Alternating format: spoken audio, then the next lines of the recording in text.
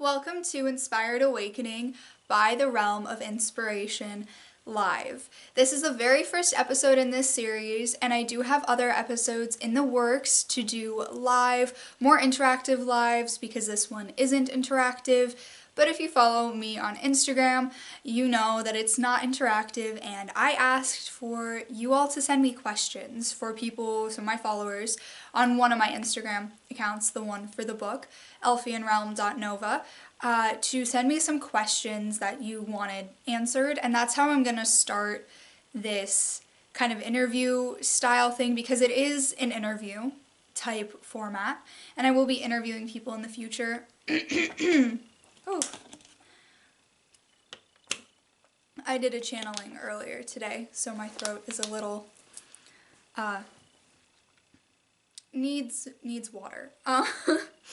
So, since this is supposed to be an interview format, but I have no one to interview me, I'm interviewing myself with the questions. So, got quite a few responses, and I don't know where to start. Should I start at the top? I'll start at the top, I guess. It's a pretty, long little thing. So, what was it like to have your psychic gifts come back? Okay.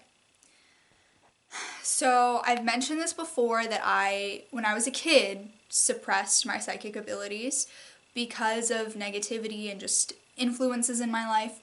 I had, I call it the dark cloud, or that's what it was called, for me at that age, when I, re-accessed my Akashic into my inner child, my past life body, and my past in this life body, from the 5-body system, and I used to when I was a kid, and I didn't, remember this entirely, until more recently, and I also was, what I remember was being told that I, imagined seeing my dead great-grandparents because I saw their painting a lot in my grandfather's house.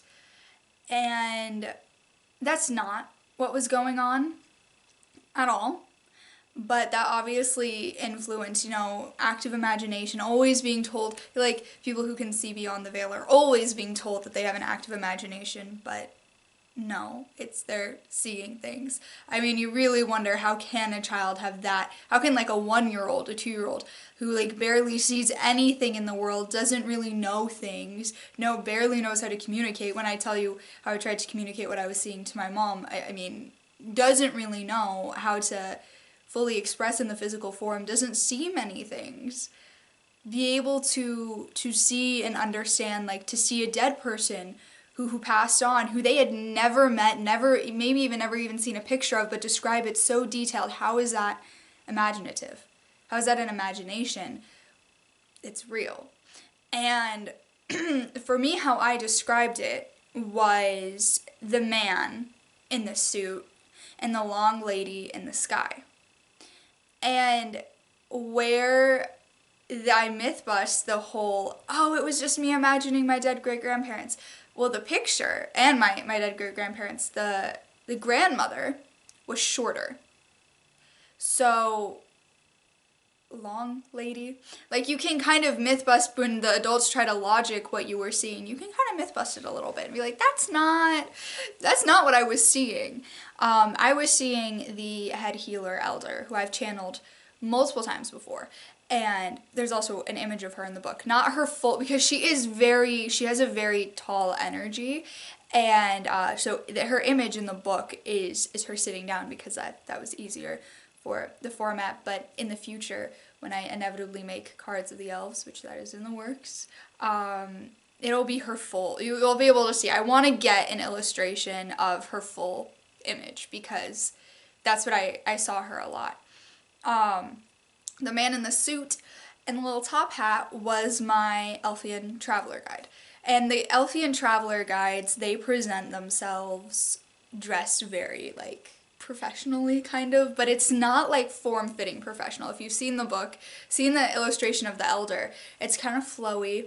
It resembles, and again, they don't have a physical form, so it's what their energy resembles. It resembles the physical form of the elder, the physical form the elder had in the Atlantean Age, And that's why the cosmic elementals don't have if like how they appear. I'm not here to talk about the elves. I'm here to talk about me. But let me continue. So completely spaced out for a second. With that, he appeared. My Elfian Traveler guide appeared like as they do. Sometimes they have like hair energy, but other times they don't. Like my Elfian Traveler guide does not have a hair energy, just has a hat energy. So kind of like bald with like a green top hat, and that's how he appears. But for a lot of people, there is a hair energy going on. Not for everyone with their guide. So that's what I was seeing a lot as a kid, and I would communicate and talk to them a lot. I was also seeing the Gnome Joybringer Elder, and I was obviously seeing other elves where and about when I was really young, because I'm their communicator, so they were observing me.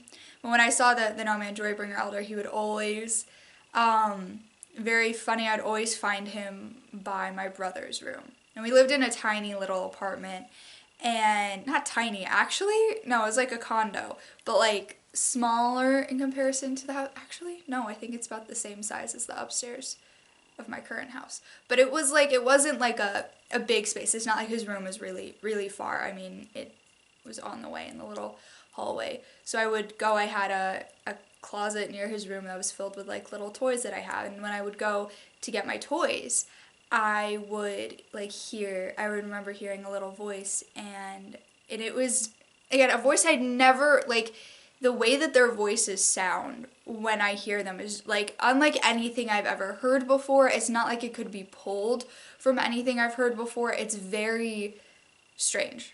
It is very strange how their voices sound. And it was the Gnome Joybringer Elder, and I obviously don't remember much about those mini interactions, but I remember enough that he would like to go and wanted me to connect more with my brother, and with my mom. He would always be trying to get us to connect, to experience joy, because he's a Joybringer Elder, and there was a lot more sad times than happy times, I would say, in that period of my childhood. So when I lost that connection to them, to the elves, I remember it as like I felt lost, and because I feel like I remember the last time that I connected to them, because they were like, we can't anymore, because energetically it was getting so bad that their light couldn't be in the space, and it was getting bad. And I remember my biological father came out to take me back to my room, because I would leave the room. I would get up in the middle of the night during the witching hour, get up, and I would go to this little mini sliver of wall, and I would like look and I would talk. And I would hear them and see them so clearly. I mean, I remember how clearly I see them. It's more clearly than I even see them now sometimes. And I think that just has to do with filtration and the veil and things like that. And I don't know if I'm ready to fully see them like I used to, because I saw them like they were there. Like they were there. Like they were almost, I could reach out and touch them there. And it was sad, because I remember like kind of being pulled back to my room, and it was the last time. So when it came back, I went through the healing journey, Reiki healing, and with my mom, who's an angel Reiki master, healer of spirit, during the little pandemic we had, for about 6 months, every single day. And it was during that time, and I had been in it for a while. My psychic ability, I'm very empathic, and so I always kind of had that, the empathic side of things, like more like I would sponge sometimes things that weren't mine, like in my mind, like thoughts, ideas, anxieties, fears, things like that. That's not really my psychic ability. My psychic ability is being clairaudient and able to hear the elves and channel them. So the first time I reconnected with my Elfian Traveler guide, I would say maybe that's when it started to come back. When I started to see him, like, not in a dream, not in Reiki, like, I started to, like, not in a trance setting, but I was starting to see beyond the veil more. That's when it started to come back, and then I was able to hear clearer. And very clearly. I'm telling you, my Alfie and Traveler Guide's voice is unlike anything I have ever heard before, and I can't even mimic it if I wanted to. Like, when they speak through and I channel them, they're using my voice. Obviously, I mean, it changes a little bit, but it's such a unique sound frequency that it feels safe, so safe for the soul, but the ego is like, no, no, no, no. It's like the type of sound frequency that the ego, like, wants to create a defense mechanism about. And I was still processing and trying to understand how it worked with Beyond the Veil. So I'd say when I first started connecting with other elves, other than Tyson, I started with, like, some Joybringers, some other ones started to come through. Like, little elves were, like I see them like little, like, the shorter ones in comparison to my Alfie Traveler Guide. Did I say his name? I don't know. I tried to avoid saying his name, but I feel like maybe I said it, but if I did, ignore it. Anyway, other than my Elfie Traveler Guide, because he's taller, energy taller size things. So I saw, like, littler ones coming, and, like, I guess elementals and Joybringers. And then I first started connecting to the Elder, and the Elder of the Nomad Joybringer domain, mainly because I have a really deep soul connection with him, like, past lives, like, really, and he was, like, the ambassador of the Elfian realm during the Atlantean Age, and he did a lot. I mean, he's a very interesting soul, and I started connecting to him, and he told me a lot about the Atlantean Age story, and then I started connecting to the rest of the elders, and then I started, like, trance writing, and then it started happening. And now that I've started, it feels like what I was always meant to do. And it was a really at-home feeling, because I always feel like I am me. Even when I am, as a soul, leaving my body and the elves are coming through and communicating, I feel like I am me. So it's a really good feeling. I would say it's a really good feeling, if that answers that. And I like these questions. You know, they're helping me with it, because I didn't know where I was going with this. What about schooling? What did you do, and are you in school now? Okay, so with that, I did it virtually. So my sophomore year of high school. I'm 18, by the way. Every time I say it, like, remember at the holistic fair, like, people were telling me, like, oh my gosh, she's like, she's just 18, like, and all of this and that, and everyone is like, because I'm younger, and I started off young, and that's always the big comment. So when I was 16, sophomore year, the end of that is when the whole pandemic thing happened, and so that's when I started doing the healing.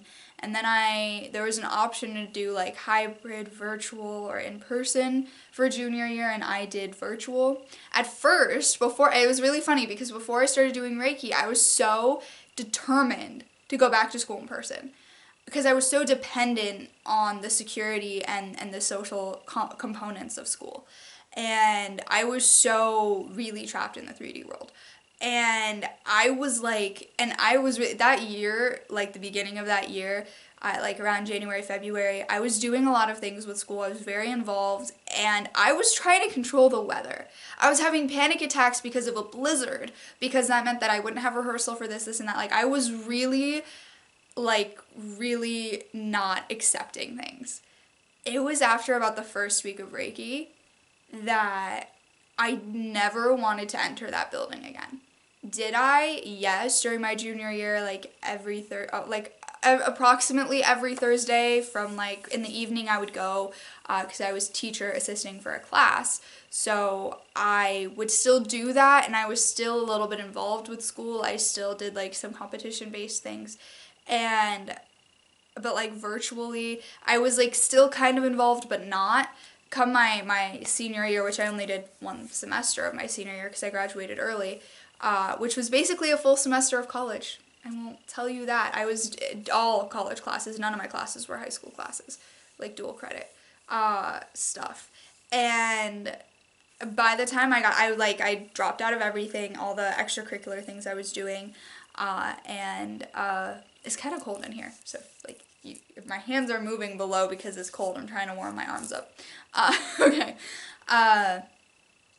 But yeah, I went full virtual, finished, graduated high school early, and I haven't gone back to college yet. And like schooling wise, I know that I'm gonna be doing stuff in Greece in the future, and I don't really know because I'm at the point where it's like the work that I am doing, like I can like for other like I don't know what like me going and learning the quadratic formula again and again and again is gonna help me with channeling. Like that is kind of like with the work that I'm doing, I've kind of been like college, maybe no. Like my whole world was about going because that was what everybody programmed into my mind.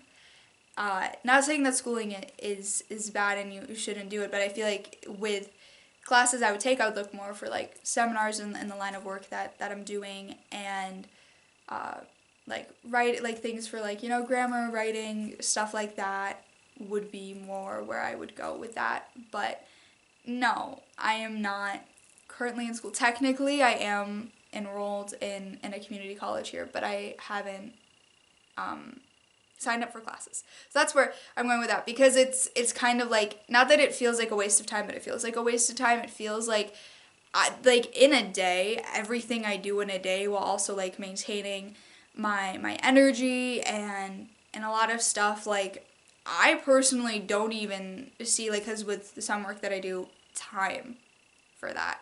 And a lot about with time frequency and things like that, that it's like, it's all about how you spend your time. And I feel like it would diminish my awakening journey if I went back into that world. I don't see myself going back into that world, and yeah, it's just, and I feel like as a collective, we are slowly gonna evolve past that type of education. But I was very big into education when I was the old me, I guess, before I woke in. I was literally stuck in the past. Like, my best subject was history. I was always wanting to learn about the past, never wanted to focus on the future. I guess when you change that mindset, what you want to do changes a little. Is your family supportive, friends supportive? Yes and no. My biological father's family, I don't know if they have any idea what I'm doing. I stopped talking to them when I was 16. I left my biological father when I was 11, and then I spent the years in between fighting to keep a relationship with the family, even though they never wanted to believe me. They were never supportive of me when I tried to express what I went through, and that I went through forms of abuse. They were never wanting to listen or believe. They would always be like, your father couldn't hurt a fly. I'm like, maybe he wouldn't kill a fly, but that's not, I never, like, that my whole thing with that was like, I can't even think of a rebuttal for that. Like, if you're like thinking about it now is weird, like having to, as an 11-year-old, explain to adults that it's not the same thing, and that people present themselves in different ways than they actually are. And when you live with somebody and you spend enough time around them, you see a different side of them than other people do. So it was really hard. That was really hard. So I stopped talking to my biological father's family altogether, and, you know, changed my name, and I'll never, I'll say that I changed my last name, and it's, Castelia Nova Theo now, but I will never say what the name was, just because, not because I let things like name have power over me, like to my inner circle, they all know, but like on the internet and things like that, I don't want myself tied to them in any way. So I don't think they would be supportive, also because of the fact that how they made fun of, because my mom started before me, and she started doing work before me, and just based on their reactions to that, I wouldn't say that they would be supportive. My mom and my brother, on the other hand, are very supportive, and my mom's family are also very supportive as well. So, and though some of them don't really understand entirely what I do, and also there is some language barriers because they're Greek, and then it's like, how well is your English? And then when I'm channeling the elves, it's like fast English, but they are supportive enough, which is good. And friend-wise, I really only keep around friends that are supportive. In the long run, it's not healthy to keep around friends that aren't.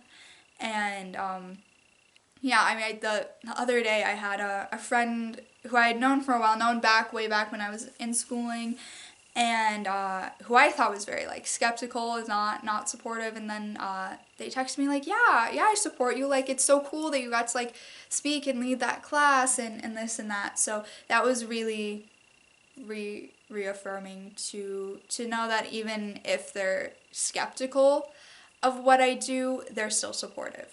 And it's nice to have that. But I feel like a lot of the old friends that I had before I awoken wouldn't have been supportive. And I probably wouldn't even be doing anything like that. So having a supportive unit is very healthy. And I've also made a lot of new friends and made friends with people in the holistic line of work of all different ages and things like that. So you start to make friends that are already supportive because they're eager to learn. And it helps like kind of keep you going. And then obviously, the Elfian realm and beings of higher light and love are my friends, and they're supportive. The angels, God, you think of everyone as your, but beyond the veil is your eternal loving friends. Everyone's a friend and supportive in that way, friends and family. How do you overcome the "you're crazy"? Oh, this is a little, I'm not gonna say triggering, but it's a little, I've been told that. Actually, I have some fun stories about that. I don't know if I'll get into it all. But I know when I was going through stuff with my biological father and his family, and him specifically, he would try to convince me I was crazy. I've talked about it before. I had a dog phobia that I'm still working on releasing the chemical reaction, because it's on a soul and mental, emotional, every other level, I'm completely fine. But the body, because it was for, because I'm 18 and I believe it started when I was 6. So over a decade of my life, running and reacting in fear, that the body is still reacting in that fight or flight response, and I have to work on calming it. But there was a point where it was really bad. And during that, I was called crazy. When I left my father when I was 11, I was called crazy. I dealt with people calling my mom crazy. Dealt with it all. And also, I had a little nickname when I used to do competitive speech performing way back when, which was Crazy Girl, because of a script that I did. And I don't even know. Like, I couldn't now. I couldn't not be authentic now. Like, really, because I'm a communicator of truth on a soul level, just the thought that I spent a decent portion of my life, like, not being my authentic self, but also, like, competitively not being authentic. And, like, the whole, like, I don't care if you rip your soul out and put it on the floor, we'll piece you back together later, like, you're gonna go and win, and all ego things like that, really is, like, scary for me to think about being in that world. So, because of all that experience, now, when people call me crazy, I don't even, like, care, because I am my most authentic, sane self that I've been in my entire life in this physical form.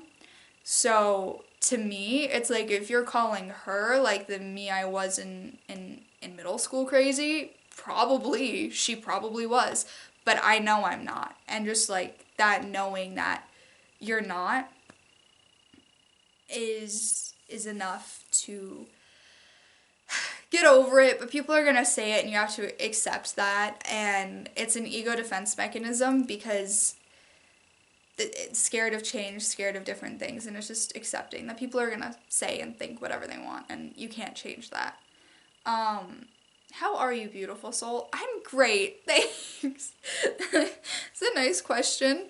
Yeah, I'm great. Life is great. A lot of changes, a lot of good, positive things. Life's great. Thanks for asking. When did you feel you were ready for a face on social media? What about the ego? Okay, I like this question. Because it kind of explains my awakening journey in a little bit. So I was very, very beforehand in the beginning of my high school years, very on social media, like on almost everything.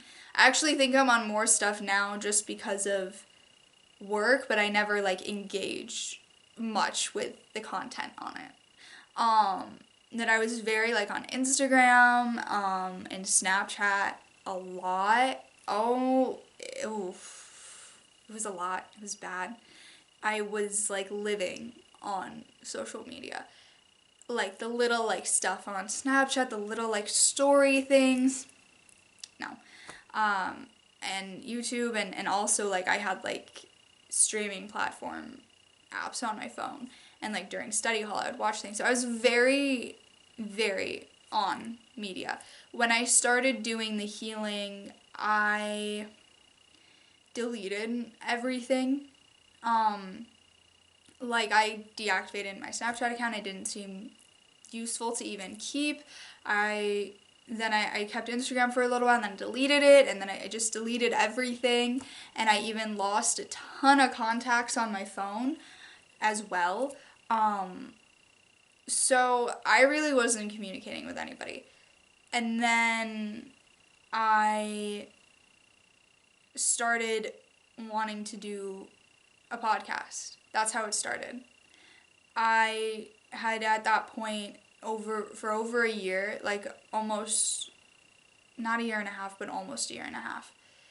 And I was ready. I was taking a class at the community college. I was taking a theater class thing, and there was an assignment to write your own script story. And I was really using these classes and my composition class and these opportunities to write to express myself and not get too, like, obviously I had to follow certain things, but we got to like pick our topics, at least with composition. So I was trying not to pick things that weren't true to me, that weren't things that I believed in to write about.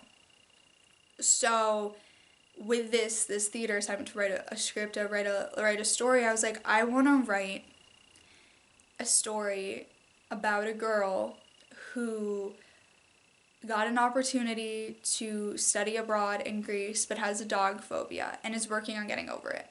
Because in a way that was kind of my story. And someone's a dog breeder, like the family she was going to stay with. And my uncle actually does do dog breeding. So I was really pulling from a really real place. And as I was piecing that together, I started to feel inspired. I started to feel very inspired, I will say. And I was connecting with the elves more too during this time. And I was like, there's some like things I want to talk about, things I've learned. And I really wanted to open the door to talk about my journey with phobia. And that's when it started with podcasts. But I was like, how am I going to get people to listen? I gotta, make an Instagram account.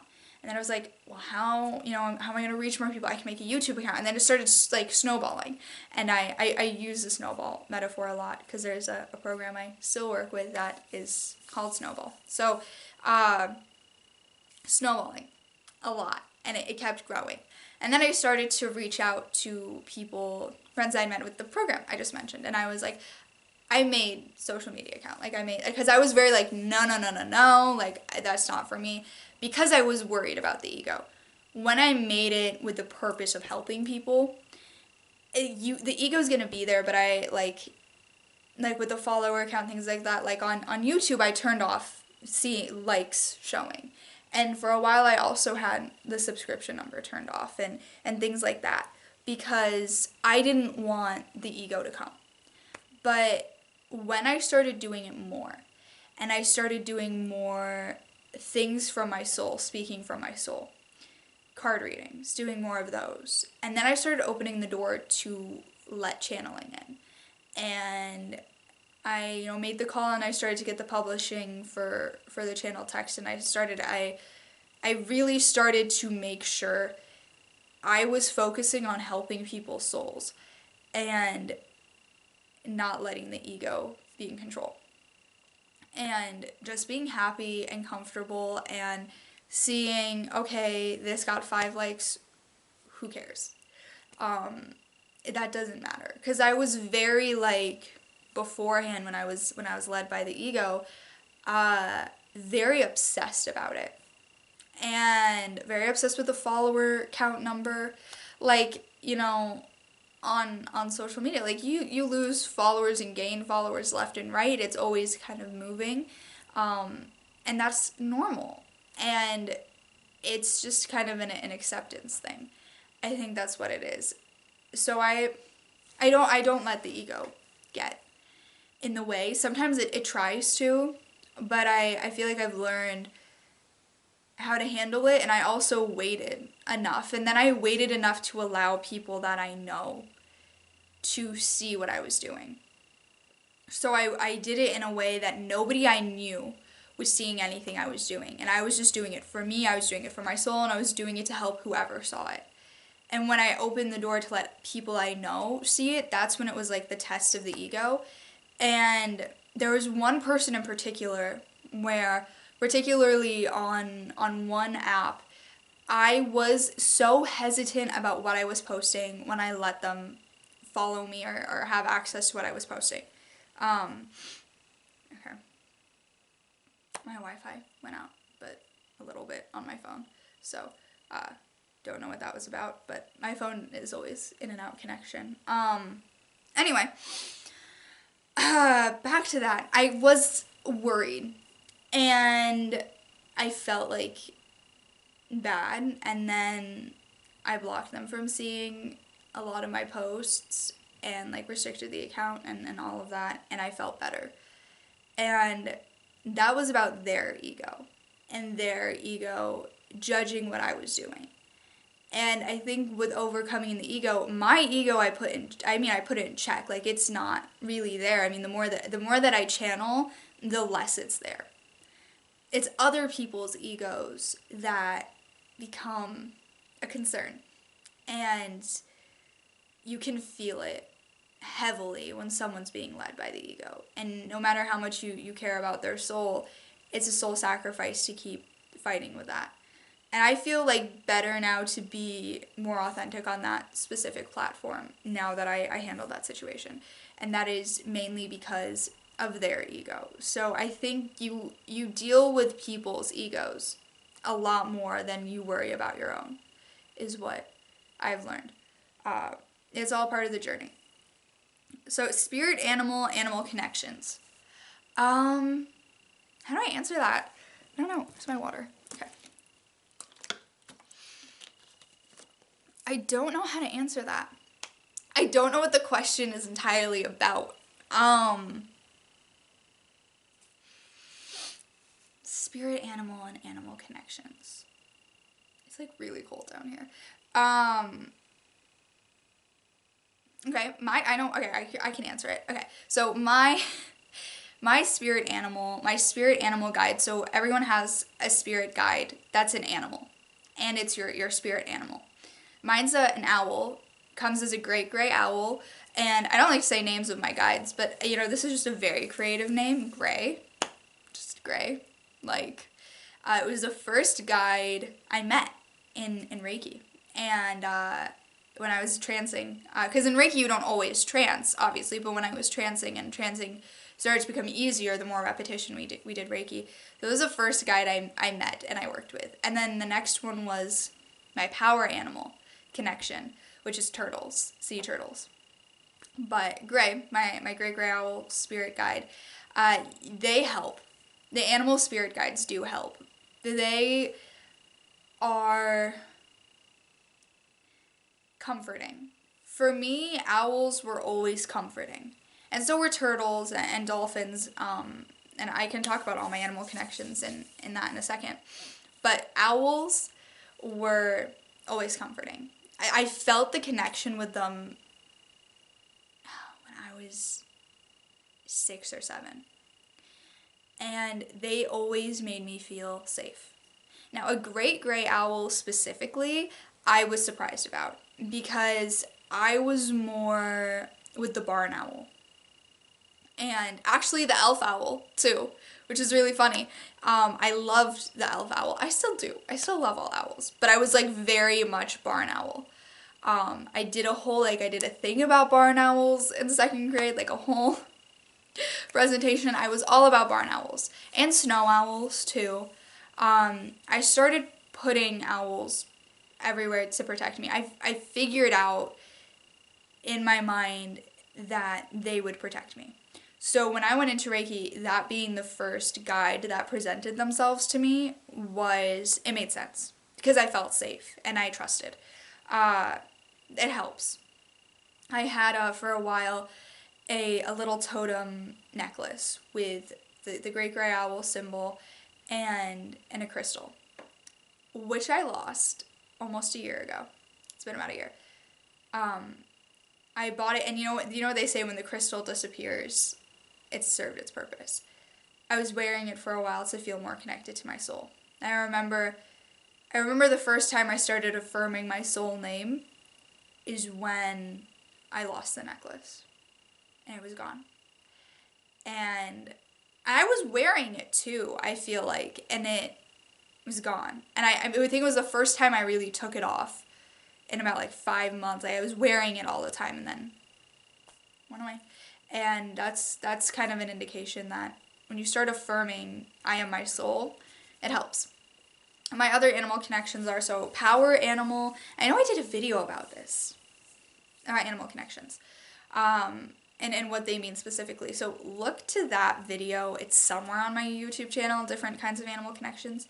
But for me, my power is turtle, spirit, great gray owl. My messenger guide manifests as a blue jay, and my totem is a dolphin. And here's where, when I got this message, and actually I kind of want to talk about it because when I got this message about my kinship animal, my reaction was not the best in the world, because I was like, are you kidding me? But that's why I became more motivated to get over the dog phobia, because my kinship is the Novania dogs. So the dog group soul splits, and then there's the canine. So the canine splits, and then there's dog, and then there's wolf and coyote in those canines, the wild canine, and then it splits. So mine is canine, but specifically my kinship is the Novanias, because the Novania ones they're connected to my soul and you meet your kinship animal on your star origins. So they're housed, like a group of them are housed on my star origins, that group soul source kind of thing. That's how that works. It's like really more too complicated to explain right now. But when I heard dog, and specifically like the type of dog, like I was in shock. Didn't expect it, didn't see it coming, didn't feel connected. If somebody in a reading told me your kinship's a dog, I'd be like, you are lying. This isn't right. But now that I've had time to process, I see it clearly. And now it's more of a getting re-familiar. So it's a journey with them. It is, but this is a part of our journey as souls. So yeah. That one was really fun, and I'm still working on it. We're still working on developing that connection with them more. Obviously with the Novania ones and them being my kinship, and those are more like ones of service. So every dog that is like a service dog, they're connected to the group soul split that is a Novania. So, and even ones like there's one in particular,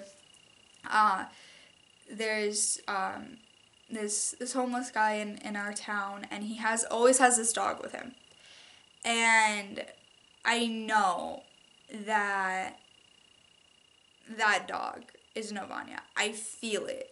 Like when I feel the kinship, I've started to feel it more.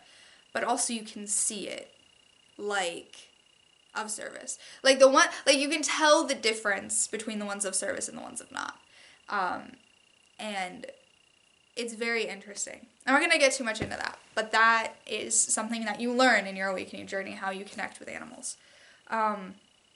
Since you know your star origins, where feels like home on earth? So I know my soul and star. Soul origins is where your soul was born, as a soul where it was born, and then star origins is where your soul incarnated for the first time outside of Earth. So like doesn't include Earth. So basically it's your housing planet, and you incarnate there but not in the physical, and then you incarnate in the physical on Earth. So I know both, and it's the sun and nova, so I feel connected to both, because when I do channeling, I astral project to the sun, my soul origins, to kind of recharge as a soul while that's all going on. I feel like I connect more to some people connect more to their star origins, some people to their soul. I'm connected to both. I do connect to both. It's a part of my soul name when you kind of learn your soul name, and I feel like you can only know your soul name from your soul. Your guides, and like specifically I want to say your guardian angel, because it was my guardian angel that came to me and told me my soul name. And I personally don't think that there's anyone else who can tell you your soul name except your guardian angel. Maybe your ascension guide. Before that, the elves, they call me Sun Droplet, they called me Golden One, they'll call me Sun Child sometimes, but they probably wouldn't. No, they probably would, because my traveler guide, before I learned my soul name, was calling me like Sunshine a lot, and I didn't even know my soul name and much about my soul origins.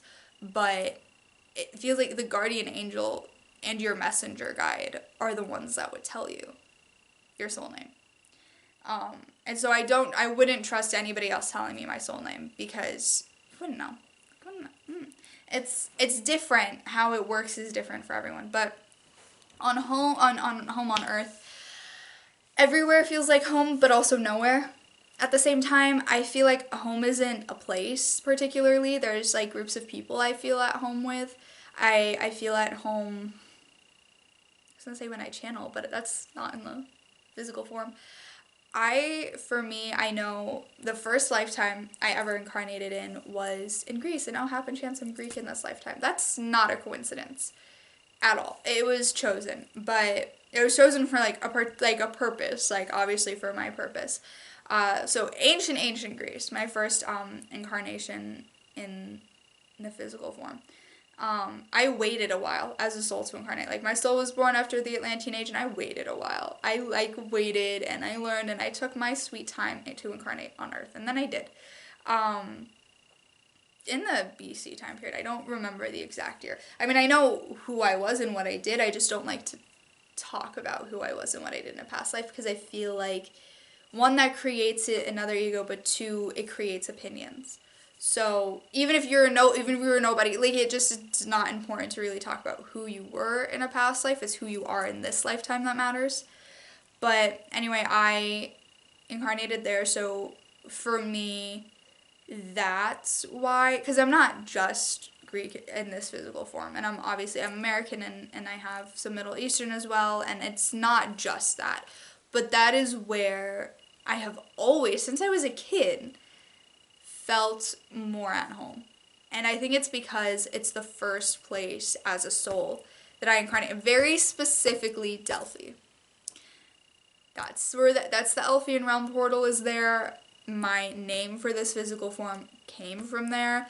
And how my mom found my name was like, she was looking everywhere and then she found it, and it wasn't a coincidence, obviously, with name serves a purpose, that the spring, the fountain of inspiration, obviously. So everything, like, you get a lot of clarity when you're awake, and like, yeah, that makes sense. So that's where I feel called to home.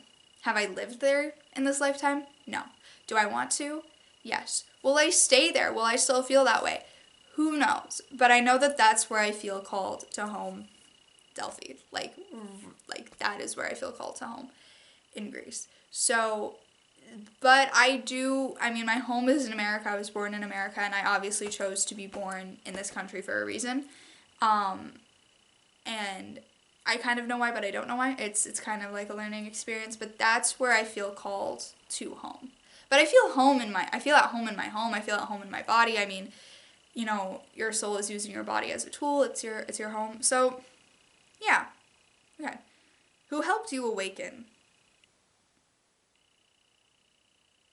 That's my mom. I mean, before that, like, we would watch, like, Lee Harris energy updates, Baraka Goldsmith, Pam Gregory, Yasmin Boland, Kyle Gray, Diana Cooper, sending her love and light, uh, and love and light and healing, Tim Wilde. Those are who we would watch a lot. I'm, like, looking, I have a line of the card decks I read, like, who here? Like through Hay House and a lot of the cards from there too, and yeah, I'm looking Colette Baron Reed, Rebecca Campbell, Riley Valentine, yeah, like all of them really played a role in it. There's a specific the fairy tarot, which I don't think they are printing anymore, but that's how I learned to read, and the Romance Angel Oracle cards, I think, were the first ones I ever used. Doreen Virtue, those ones. So, yeah, all those people. My mom mainly, because she went through her awakening, so she obviously exposed me to all that stuff. There was this lady in our town who did stuff like psychic stuff, and I think we went to her. Like, I went with my mom once, and I think that was maybe my first experience with Reiki. I don't know entirely, but I know I was always exposed to it, and it was around me, and I always felt intrigued by it, but I never wanted to be like when my mom was with her friends and, like, doing readings for them, I never wanted to be like, yeah, I want a reading. I was kind of like, if you ask, but I was always very intrigued by it, and I was so interested, and I always felt called to it. And, like, even when I would, like, roll my eyes at my mom when she was telling me to, like, call on Archangel Michael for protection, when I felt, I mean, I remember in 6th grade so vividly, I was in gym class, and there was this friend that I felt was sending me negativity, and I called on Archangel Michael to remove all negative cords of attachment, and I was, like, kind of mouthing out loud, and I remember one of my friends was at the drinking fountain and was like, what are you doing? I'm like, nothing.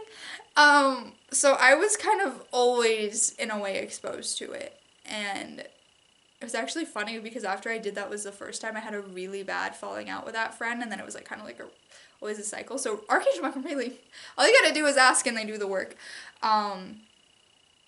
And I think also my connection to God, not like the church and religion, but to God.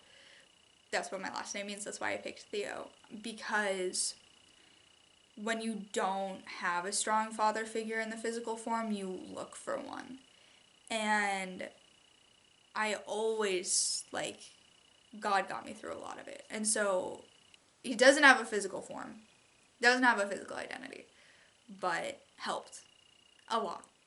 So there's a lot of different gratitude and thanks to everybody, like, seriously everybody. And actually, Diana Cooper speaking for, I don't know, like, because I saw the Dragon Oracle, I started to connect more to the Dragon Realm, which I was told I had a connection with because of her Oracle work and how she communicates for the dragons. So huge thanks to that. Like, I'm, like, the first Oracle card deck I really felt called to was the Starseed Oracle, Rebecca Campbell and Danielle Knoll. So those are people who I give a lot of thanks to for where I am now, and also my mom. But yeah. Hi, it's Rosie. Love your account. I was wondering how it felt when your old dream died. Hi, Rosie. I can see the account. Thank you a lot for your support. I see you always liking and sharing things. Thank you. What was my old dream? My old dream to be a performer, I think, was my old dream. To do acting. Particularly, like, I think it was, like, action. Like, I wanted to do action.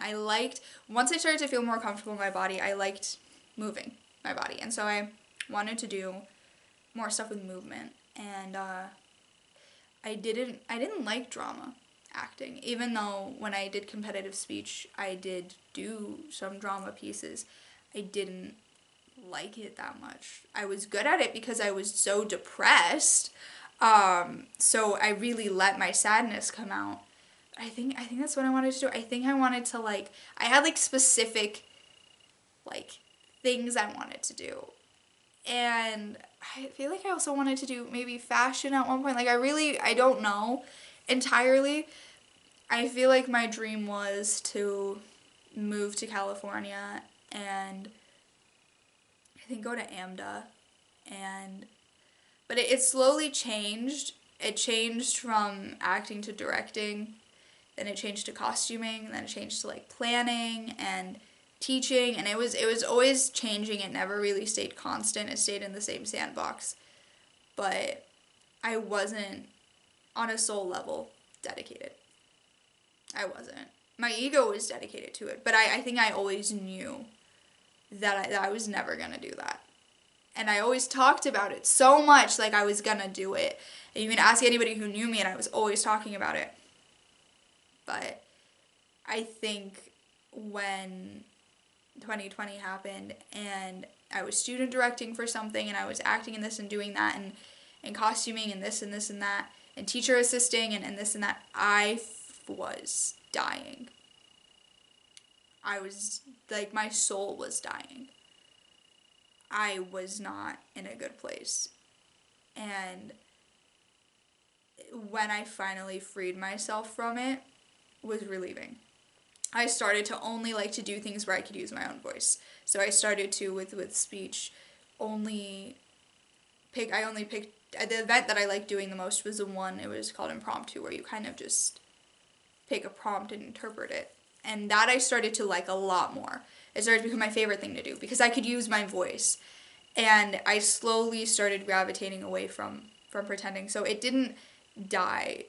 It never should have happened. It was a detour. But I always will have an appreciation for the theater arts and performing arts. The current media in the world I don't like, but the old plays, Aristophanes, Sophocles, all of them I appreciate. And Shakespeare. Completely forgot. And Shakespeare, I'll always appreciate those and find those stories to be interesting. The old forms of entertainment, because there's so many metaphors and deeper meanings inside of them. But the media nowadays, no, I don't. So it felt like the new me it felt like I was reborn. That's how it felt. Thanks for the question. This one just says soulmate. No, I have not met my soulmate. I don't know what the question means. You gotta work, like, I'm not even, the ego wants to, like, get so attached to the concept of soulmate and, like, just take your time.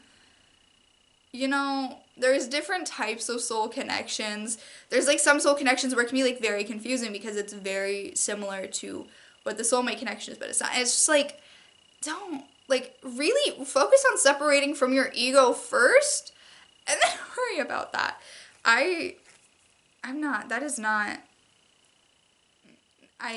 Not where my head's at, and there's so much different things to work on. But different types of soul connections is definitely a project in the works to come out. So if that's what you're wanting answered, wait on that. Do you know the contents of your soul? I've talked about this before. It's the sun, tree of life, connection to the tree of knowledge frequency. Yeah, I know the contents of my soul. Solar frequency, the warrior frequency. Yeah. And I have some, inspiration light. Not at the contents of my soul, but now that I've connected with them so much, I have that, like, little cord thing. Positive cord, like, soul contract tie. So yeah, and you learn about it. What's the first guide you met? My spirit animal guide. Yeah, the contents of your soul, I mean, it's fun to learn about. It's good to know because you learn how to take care of your body and take care of your soul. But it's not essential to know that. I just wanted to know everything. I have a connection to the tree of knowledge. Like, I want to know everything. Does it give me joy to sit and learn things? Not necessarily, but I want to know everything. I'm very curious soul. How does it feel for you when things don't go to plan? My plan, my ego plan, my physical form plan, it doesn't feel great. Actually, I still have those. I actually had that experience fairly recently, where I was trying a manifestation technique that, because I was seeing these and I was curious about them, so I wanted to try them. I tried one. I tried two. It basically drove me insane because those manifestation techniques are so getting you to control the universe. You can't control the universe. You can't control divine timing. I tried those techniques and it actually made my ego come out. It came out of nowhere, came out of the void to bring doubt and fear and worry and stress and anxiety, and I will never...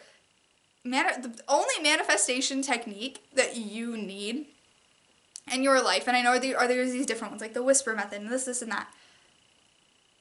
No.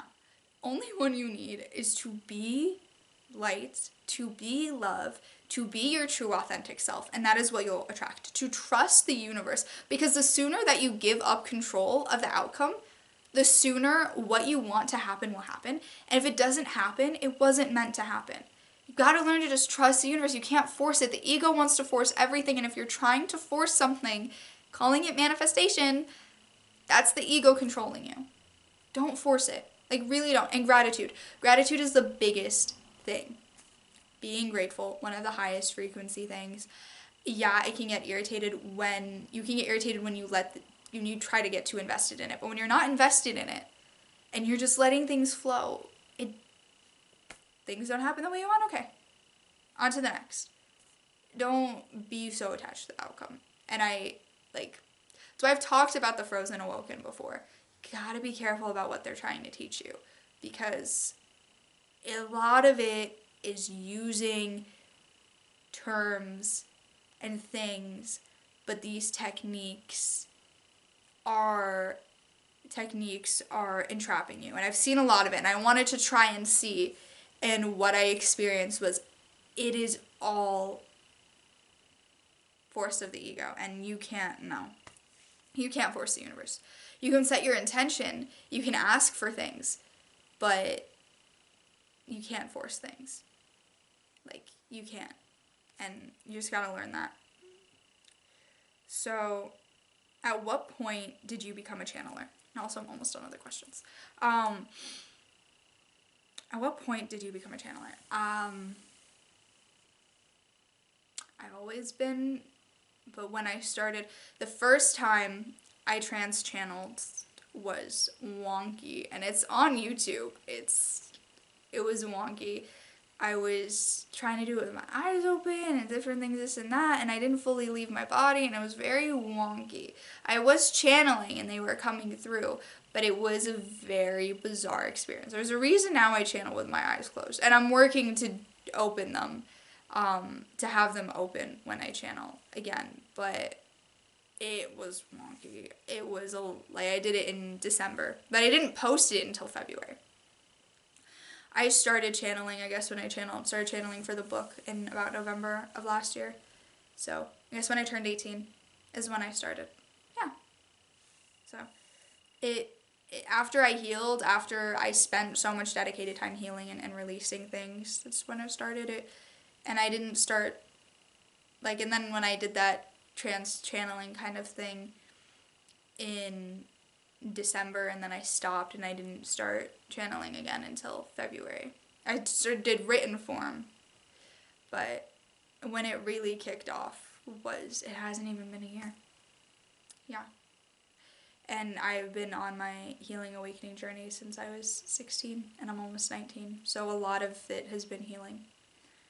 Oh, you're done awakening? No. You're never done. You're never done.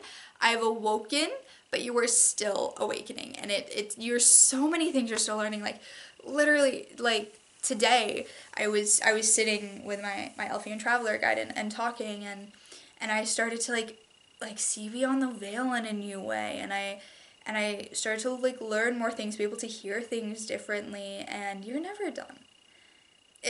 You're not done until we're in the new earth. You're not done until the ego's fully gone. You're never done, because awakening is awakening to the truth, to your truth and the truth of the universe, but you can't learn it all at once. You're still learning. You're still taking your time. And when you have awoken, but there is, again, like the frozen awoken, that they get stuck in the 4D awakening.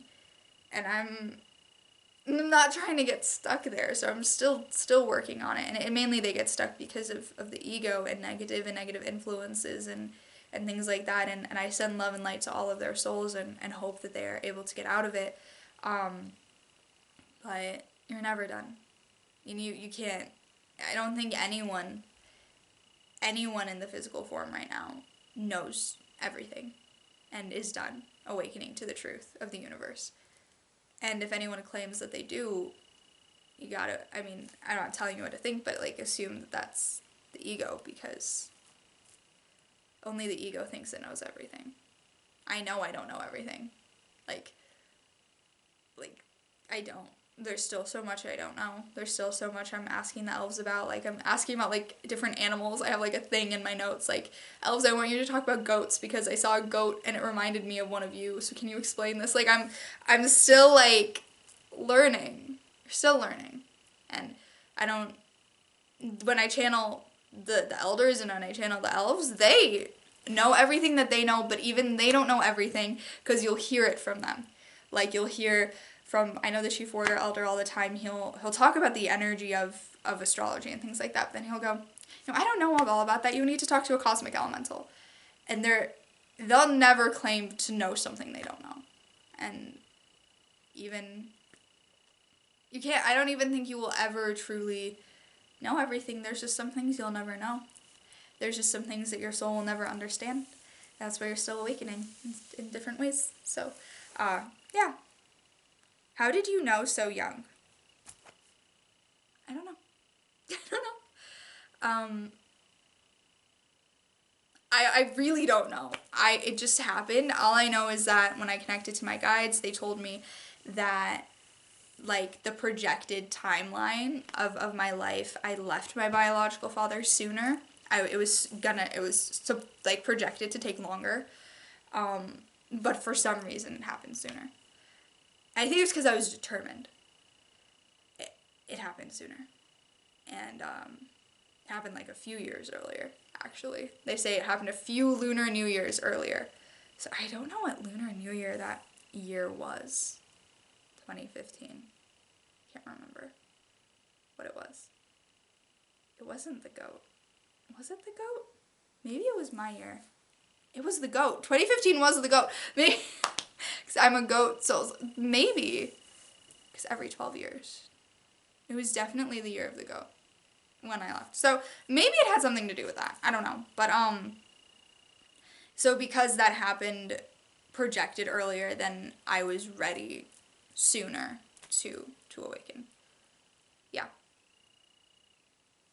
That's the only way I know how to answer that. Okay. How do you protect your energy?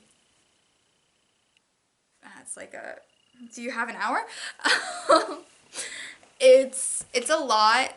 I cleanse. You gotta cleanse your energy first. Do a lot of shields of protection. I learned how to do shields of protection.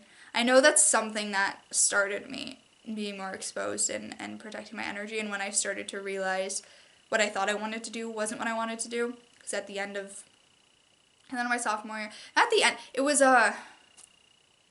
around before the pandemic started, but I was still going to school, because I remember sometimes my mom would drive me to school and she would be out loud saying her shields of protection for her energy. And then I started doing it with her, and then I started doing it when driving to school, and I didn't really know what I was doing entirely. But when I started doing that, and then I stopped. There was it's like I remember the period of like the end of January, early February, where I had been doing it for a little while and I stopped, and that's when everything went to chaos for me. So little affirmations, you kind of learn the different shields of protection. Like I have one I call on Archangel Michael a lot, my guardian angel, the archangels of the four corners, Archangel Metatron, God and Gaia. I have a whole thing. Maybe I'll do a little video about at least how I prepare for channeling, but the biggest one is kind of affirming that nothing can access me nor my energy without my permission. And sometimes they'll say I don't give permission to any. Sometimes they'll say I give permission to whatever. But because I just said I'm not giving anything access to me or my energy without my permission, I'm not going to use examples because then that's me giving permission. So, except blah, blah, blah. So, yeah, that's how I do that. And that's all the questions, I think. Yes, that is them all.